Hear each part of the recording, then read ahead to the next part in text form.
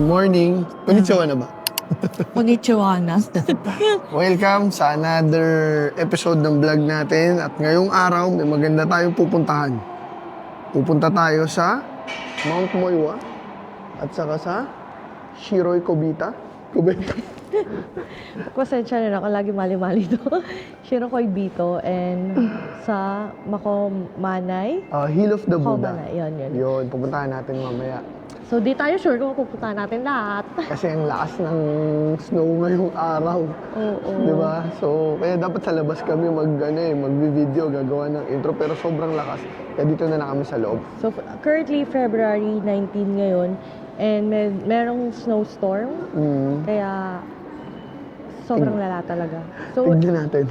oo. Tama. Bye-bye. Sige, bye-bye. See you later. See you. Yun. Hala, paano tayo maglalakad ba? Saan tayo dadaan? Baka pag dito, puro puti. Pag dito, puro puti. Pag dito, puro puti. Saan na? Walang daan. Grabe. Uy!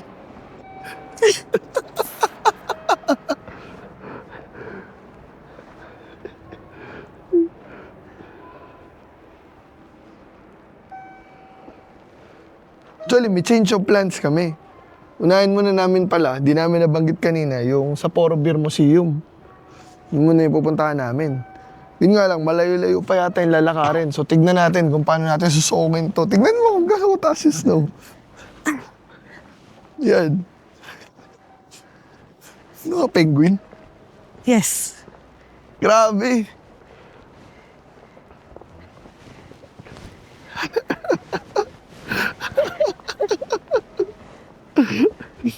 Ay, grabe. Na-shoot ako. Ay, Ayun, no? lalim.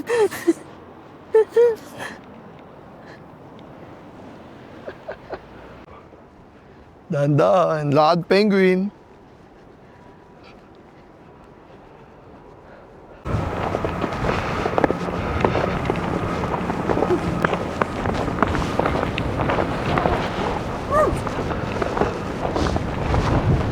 Wow.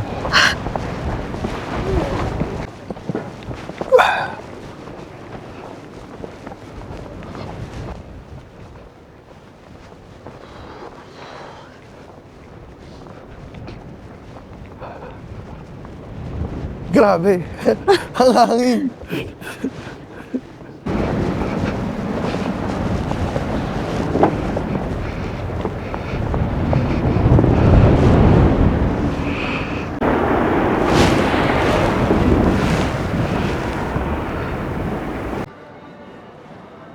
Hey guys, change of plans. So, Lunch muna kami. oo, bago kami. Actually, yung Sapporo Museum, Beer Sapporo Beer Museum, Museum, nasa sa kabila kabila. na siya. Pero kasi ang lala nung pinagdaanan namin, hindi pala biro yung snowstorm. Nandito kami sa Ario. Ario Ario Mall. Mall. Okay. Parang Para grocery yung baba. Parang may food court din siya. So bumili kami muna ng mga pagkain. Tapos kakaiba yung mga tinapay nila. Meron kami nakita doon na bakery. Na iba yung tinapay. Yeah, bumili rin kami tinapay. Oo. As in, pag tingin ko, parang nasa museum ng mga tinapay, kakaiba di ba? Nakaka-exciting, pero tipong may engganyo kang bumili talaga. Parang sa anime mo lang nakikita. Oo, kakaiba. Also, bumili na rin kami ng lunch muna namin. Kain mo Bento. naman. Bento muna Para tayo. ready sumabak. Ang hirap nung sumabak dun sa snowstorm tapos gutom ka. Gutom na gutom Tinatangay ka. tuloy ako ng hangin. Totoo. So, etong food namin, nabili ko yung etong akin ay 690 yen and kay Bal ay 550 yen. Parang makarel yung akin. Oh, so, mga 200 plus, 300 plus. Bumili kami ng mga tinapay. Para pang kalang namin. natin, di ba? Kakainin namin mamaya yarn. Kain muna tayo. Itadaikimasu. Tatay ka man. Ano? Daw. Yung akin chicken, fried chicken lang to actually, pero ay mag-focus. Ayan. Fried chicken lang to, pero alam niyo yung chicken sa Bangkok, yung nabibili sa kalsada, parang ganun yung lasa niya.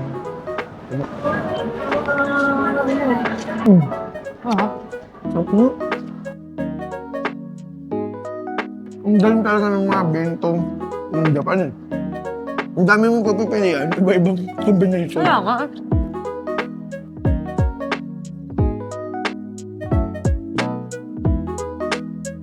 Nag-grocery lang tayo bumili ng pagkain, pero sulit.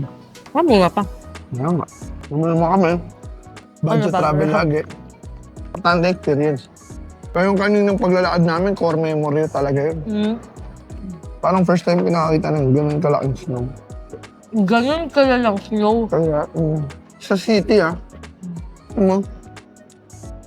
Pero di naman kami dininaw kasi sobrang doble-doble suot namin. Actually, nung naglalakad kami, sabi ko kay Bal, basang-basa ako ng pawis. Pinagpapawisan Loob. ako sa loob. So kami, sobrang init pa. For some reason, timely yung outfit na pinili namin ngayon eh. Tatlong patong kami. Ito, ayan no, may heat tech, tapos mayroon akong sweatshirt pa sa loob na may collar. May sweater pa ulit. Tapos may winter jacket pa. Tapos sa pants naman, dalawang heat tech actually yung suot ko. Ikaw ba? Dalawang heat tech yung suot kong sa short, sa pants pala, sorry. Tapos maong na pants. Yun. Oh my God. Grabe ang taas. Yun, ang Sapporo Beer Museum, dun banda.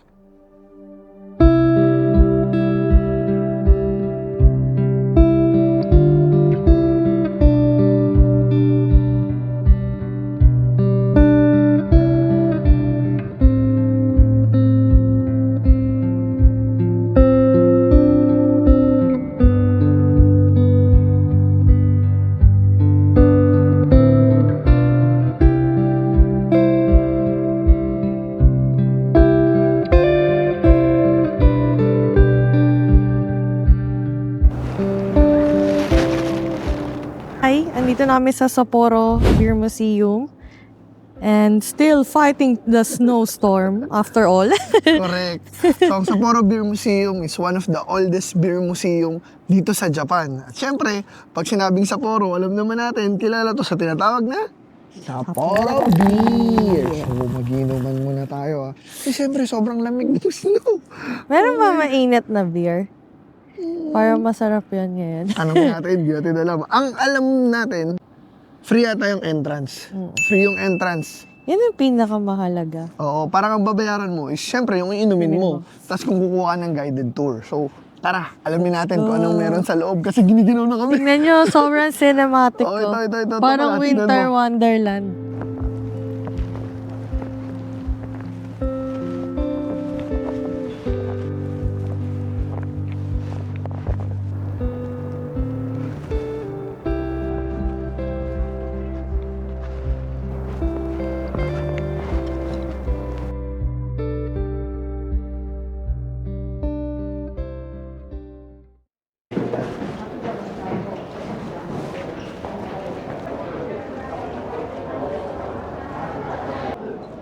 May libreng map dito. Para mas madali.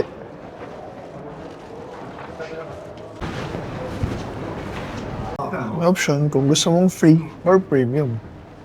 Ito yung free tour. Free tour. Ito-tour mo ako. Turo ko sa inyo kung paano gumawa ng beer. Para hindi lang kayo inom ng inom. Oo. At ito ay Sapporo Beer. Hindi siya basta-bastang beer. Ito ay Sapporo Beer dahil siya ay gawa sa Sapporo. Oh, thank you. Yan ang ating ulat alamin. May malaking lagayan dito, So, ang guys. nakikita nyo po ay dyan nilalagay yung mga beer. So, dyan iniimbak at pinapatagal yung mga barley para maging beer. Wow. Very insightful. Hindi tayo sure. Isang tawag dyan, yung boiling pot sa paggawa ng beer. Diba? Yun yung sabi dito. Sa wall pan. Dito nagsimula ang kwento ng isa sa pinakasikat na beer brands ng Japan, ang Sapporo Beer, o ang kinikilalang oldest beer brand sa bansa at naging malaking bahagi ng pag-unlad ng Hokkaido region. Habang naglalakad sa museum, para kang bumabalik sa panahon, makikita mo rito ang original brewing equipment, vintage beer bottles at mga advertisements na nagpapakita kung paano nag-evolve ang Sapporo Beer sa loob ng higit 150 years. Isa sa mga highlights ng museum ay ang timeline ng brand, mula sa maliit na brewery nung Meiji era hanggang sa pagiging isa sa pinaka-recognized beer brand sa buong mundo. At ang pinakamaganda, Libre lang ang self-guided tour, kaya kahit hindi ka beer enthusiast, sulit pa rin itong puntahan dahil hindi lang beer ang matututunan mo, kundi pati ang kasaysayan ng Hokkaido at ng Japanese brewing culture. So, sa first floor, yung mismong Star Hall. Pwede ka uminom ng beer. So, may mga iba't ibang beer. Merong draft beer, may Sapporo Classic, may Kaitakoshi beer na unfiltered. Meron din naman sila yung tatluhan na kung gusto mo. At meron din yung alcohol-free. Siyempre, meron ding mga soft drink or bata, apple, corn tea, may rice and snack peanuts at saka cheese. Available sa first floor.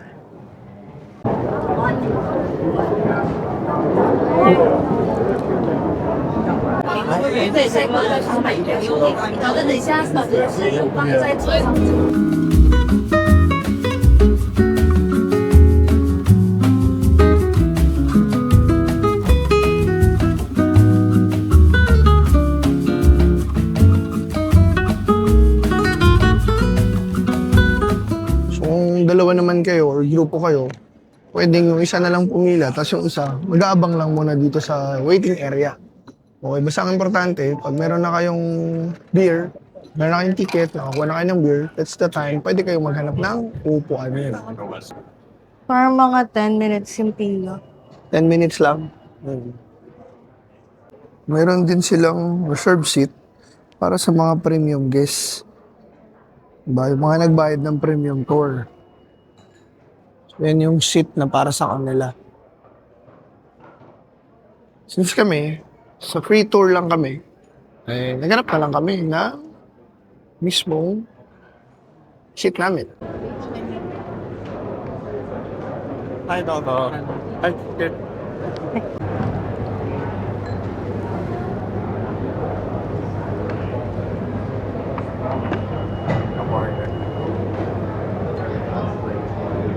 Classic. Classic and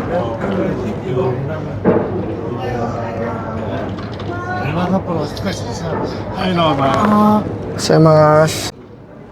Yun! Tanghaling tapat. Iinom kami.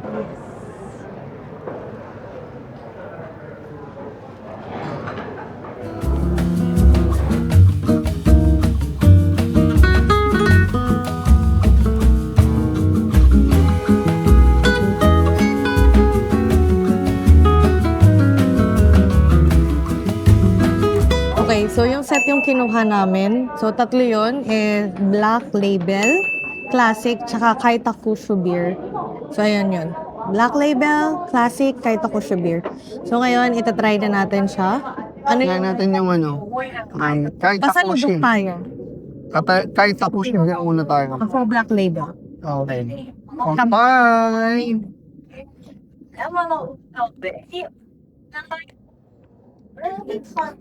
Smooth lang to. Sobrang smooth. Ito, ano, medyo heavy pa itong bag. Sige, ako naman tong Kaitakushu. Ako Ikaw naman tong sa Classic. Grabe Ang yung, pay ulit. grabe yung pre-taste niyo. Grabe yung tikim ng... Alam mo naman. Mas mapait to. Classic. Parang sarap to. Ang sarap, pero ito mas mapait. Usual. Ito naman yan. Ang ngayon yan. Sampay na naman.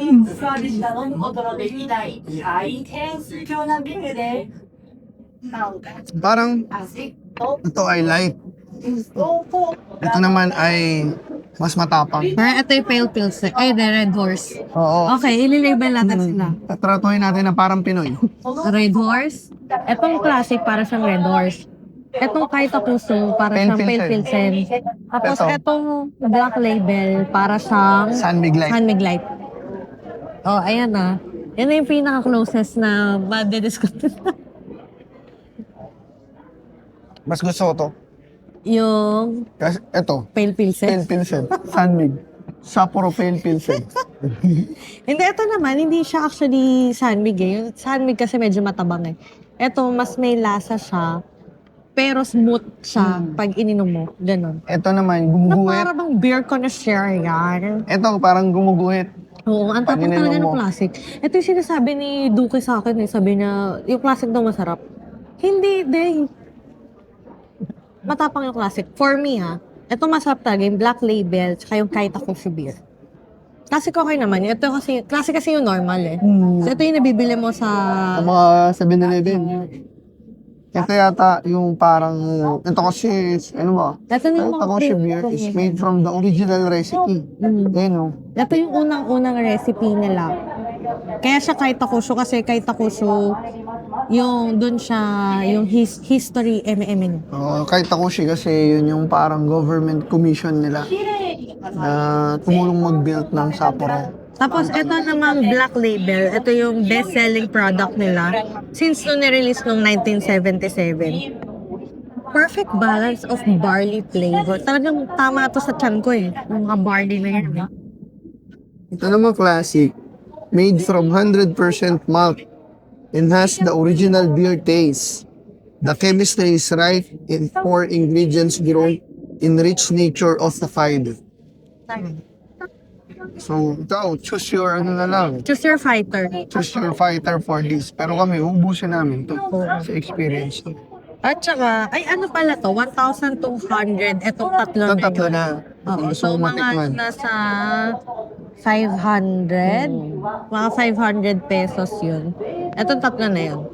Tapos nakita ko rin doon kanina, meron din, kung ba may kasama kang bata, pwede rin actually dito eh. May Kasi may soft drinks doon eh. May toast. Parang yan lang. Parang kung gusto mo ng museum tour, das, sabay kayong inom. Oo, ng family mo, ikaw as an adult, ito hindi. Sa mga bata naman, yung soft drinks, pwede, di ba? Acting-acting ka na lang. Anyway, cheers mo. Cheers. Ano yun? Kampay.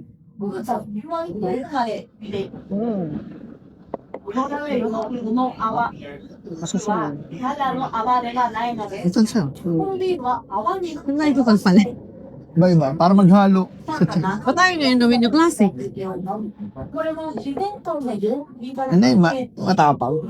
So, ito palang Sapporo beer ay dapat ang pangalan niya ay Nihon Beer. Pero ayon sa boto, ang boto ng bayan, mas okay daw yung Sapporo Beer. So, bakit siya Sapporo Beer? Kasi tinry nila sa Tokyo gawin tong beer. Pero eventually, hindi naging successful due to kailangan kasi yung low temperature siya pala ginagawa para ma-maintain yung lasa. Ito. Which is, dito sa Sapporo, sa Hokkaido, ay mababa yung mga temperature. So, nung dineliver nila to sa Tokyo, as in sobrang daming yelo para ma-maintain yung... Para ma-maintain yung quality. Oo.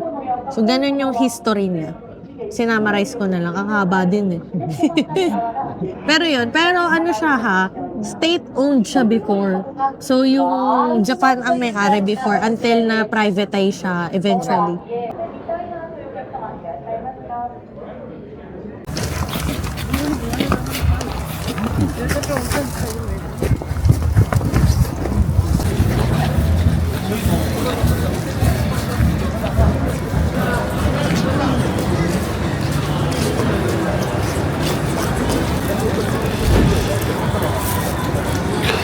Shoulder.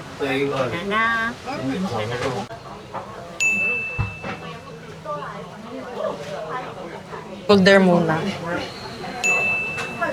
Shoulder loin. Ito yung oil nila, grabe. Aba ng baboy. Grabe. Yung taba na lang.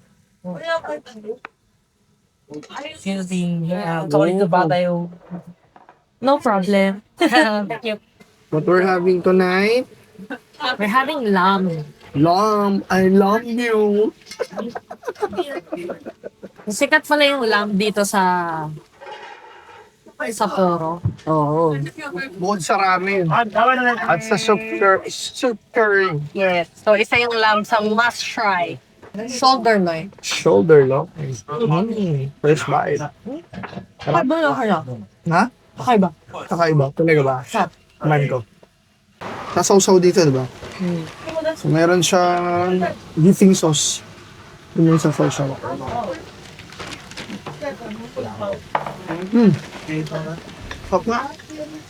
Hindi ba sa medyo maalat ng konti, no? Para na rin tayo nagyakiniko.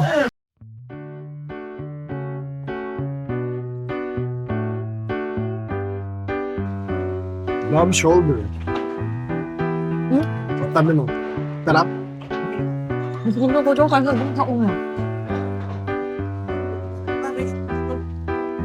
Lambot. Apa?